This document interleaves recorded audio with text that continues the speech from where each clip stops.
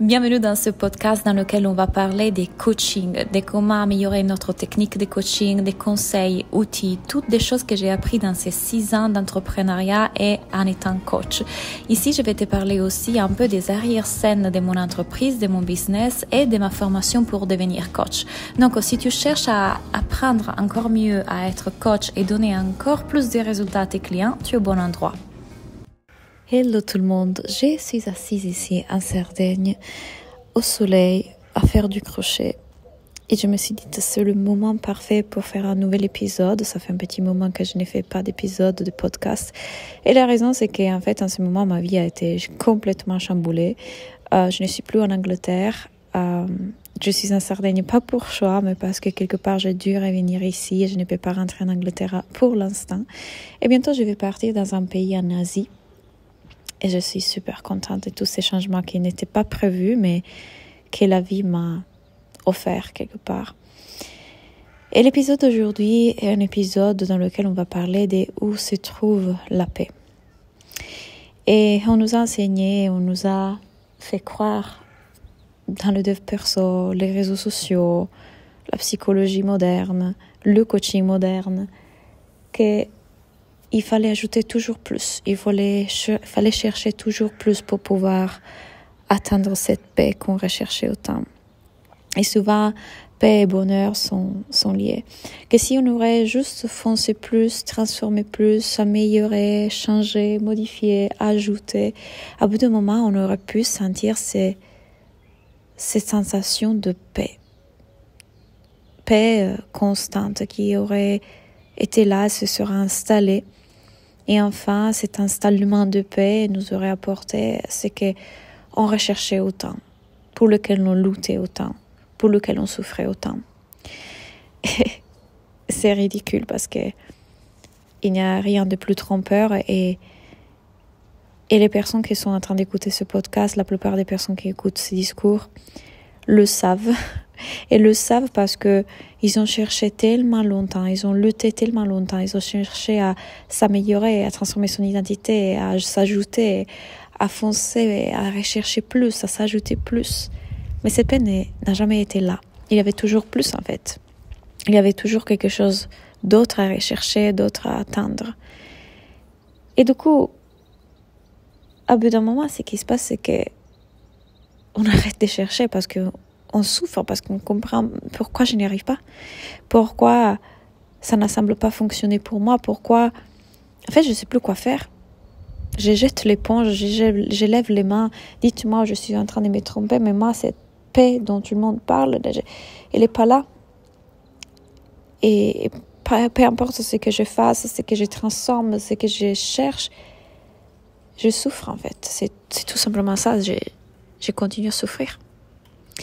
Et c'est exactement dans cette souffrance et dans cet désespoir, peut-être, dans ce truc qui dit, mais en fait, j'arrête. C'est là, à ces moments-là, qu'on commence à voir quelque chose d'autre.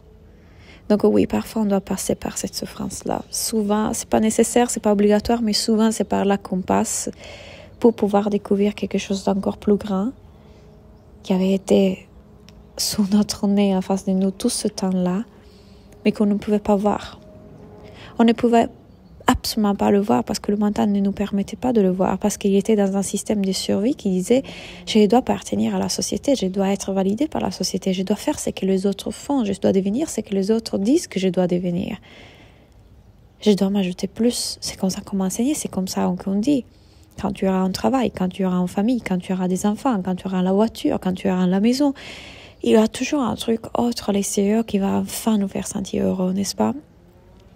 Et à bout d'un moment, ces moments de fatigue s'installent dans lesquels j'ai plus envie de chercher en fait.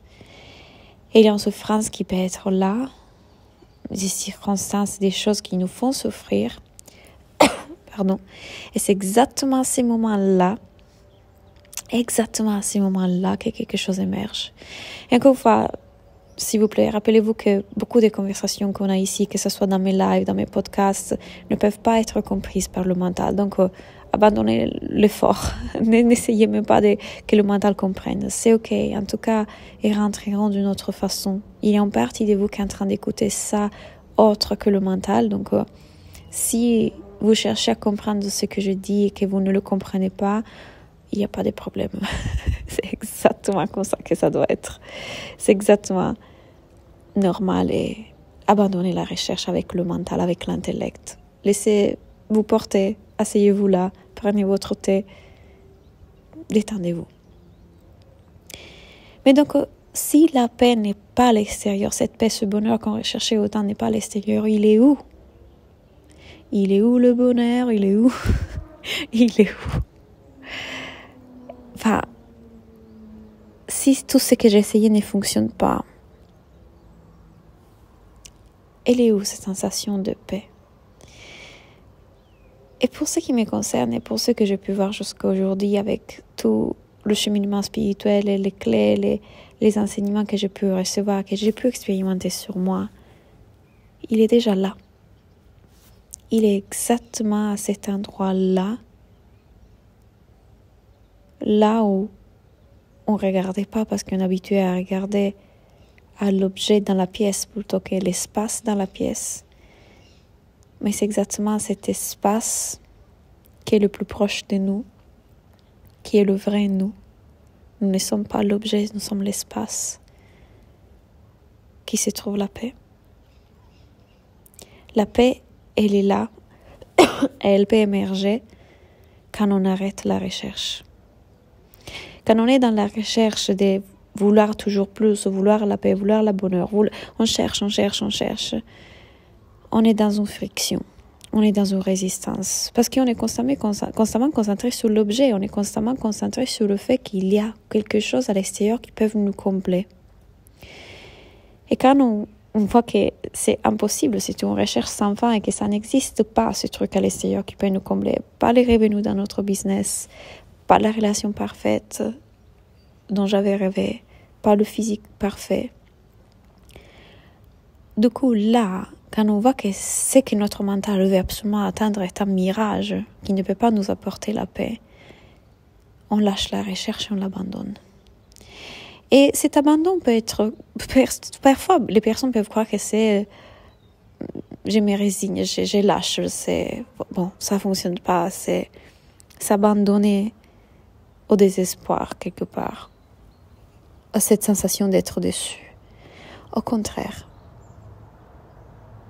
c'est un abandon qui se fait dans un lâche-prise et dans une ouverture qui permet que quand on voit que mon bonheur ne dépendait pas, ma paix ne dépendait pas d'aucune de ces choses que mon mental voulait autant, là, la paix peut émerger parce qu'elle avait toujours été là. Elle avait toujours été là. Et elle peut émerger toute seule quand on enlève ces blocs, ces couvercles qui empêchaient à cette paix d'émerger.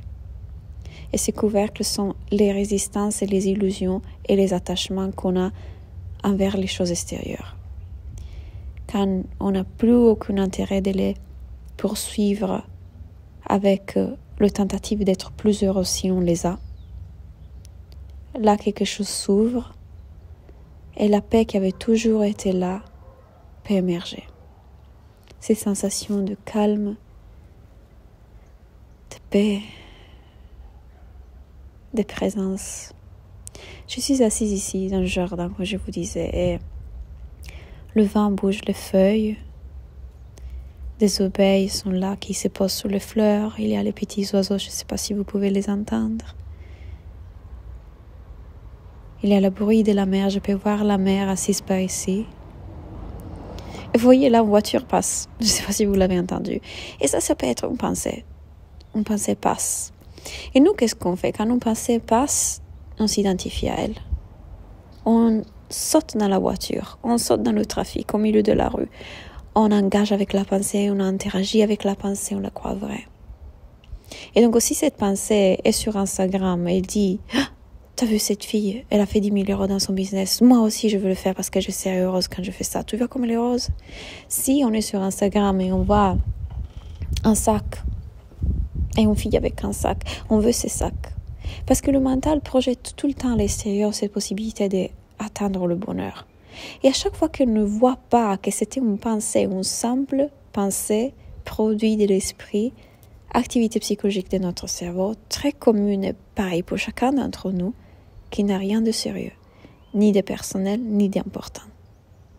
Juste l'activité psychologique d'un cerveau d'une machine, d'un ordinateur qui récolte des données et qui, en vivant dans une société occidentale dans laquelle on nous dit que pour être aimé et valide, on doit être beau.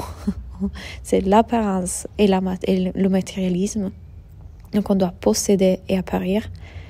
Bien évidemment qu'à chaque fois que je verrai ces choses-là, le cerveau va dire « il me faut ça, il me faut être ça. Alors je serai heureux, alors je serai en paix. » C'est extraordinaire, c'était juste une illusion. C'est extraordinaire qu'il n'y avait rien, absolument rien d'important là-dedans, de sérieux là-dedans, de personnel là-dedans. C'était une machine qui était à l'œuvre. Et moi, j'étais identifiée avec cette machine. Et donc, plutôt qu'être assise ici à regarder les feuilles qui bougent, les oiseaux, l'abeille, la mer là, en face de moi, je serais complètement obsédée, attirée et focus sur la voiture qui passe. Je ne remarquerai que ça, la voiture qui passe, en oubliant que qui je suis vraiment et tout ce que j'ai recherché vraiment était déjà là, dans cet instant, assise, dans le jardin, en Sardaigne, sous le soleil, dans un mois de février, avec les oiseaux.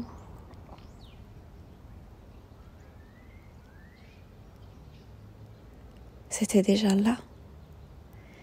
C'est quand je commence à m'ouvrir à la vie et que je dis oui à tout ce qui la vie me présente, sans résister à ce qui est là, à le vouloir différent et rechercher ces choses de plus, ces choses différentes de ce qui est, que la paix peut s'installer. Je veux dire, exemple parfait, je n'ai pas décidé de revenir ici. J'étais persuadée de retourner en Angleterre et continuer à passer mon temps là-bas. Non, la vie a voulu autrement. Je peux être en friction et résistance avec ce qui est là, ou je peux être avec complètement ce qui est là, sans résistance. Et voir que la seule résistance, si éventuellement arrive, sera le mental qui dit « ça serait beaucoup mieux aussi ». Ça aurait été mieux aussi. Mais c'est faux. Ça ne peut pas être vrai. À aucun moment, mon bien-être et ma paix peuvent dépendre de l'extérieur. Or, mettons le cas, là, par exemple, je suis en Sardaigne, là, je suis chez ma maman, il y a les chiens, les chats, il y a eu de la moisissure, les gens avec des parfums, des fragrances. Ça me cause des problèmes physiques, ça me cause de l'asthme. Vous le savez à quel point c'est mal pour nous, les fragrances, toutes ces choses-là, c'est vraiment pas bien. Mais Claudia, mais comment il y a quand même un bien-être physique, tu vois? C'est vrai, c'est totalement vrai. Mais la narrative que le mental voudra y mettre en dessus, maintenant je suis mal à cause d'eux, maintenant je ne peux pas être bien à cause d'eux, voilà, c'est terrible, c'est horrible, pourquoi c'est ça, j'aimerais que ça soit différent. Tout ça, c'est un surplus, c'est le mental, c'est son discours et c'est pas nécessaire. Il y a ce qui est là, que c'est la seule chose qui doit être là et qui est ce qui est là.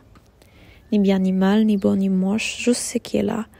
Tout l'analyse, le jugement, l'interprétation que le mental met en dessus en disant la situation serait beaucoup mieux si c'était différent, c'est optionnel. Complètement optionnel. Complètement une illusion de l'esprit. Alors c'est extraordinaire quand on voit ça, n'est-ce pas? Parce que quand on voit ça, on dit un grand oui à ce qui est là sans plus y résister. Parce que ce qui est là est parfait, c'est la seule chose qui devait être là. Et quand on s'ouvre de cette façon-là, on ouvre tout en disant un grand oui à ce qui est là. Même à la résistance de ne pas le vouloir là, à la souffrance, à la douleur, parce que certaines situations sont difficiles, elles le sont. Il est en réalité. Et si on ouvre aussi à la douleur, à la partie de nous qui est triste, à la partie de nous qui est en deuil, à la partie de nous qui est en souffrance, si on ouvre à ça aussi en disant grand oui, oui, sois là, oui, je te vois, oui, tu peux être complètement là. Tu ne dois pas partir, on ne doit pas être en paix, on ne doit pas être en joie, on ne doit pas être heureux. Ce qui est là peut être complètement là et c'est parfait.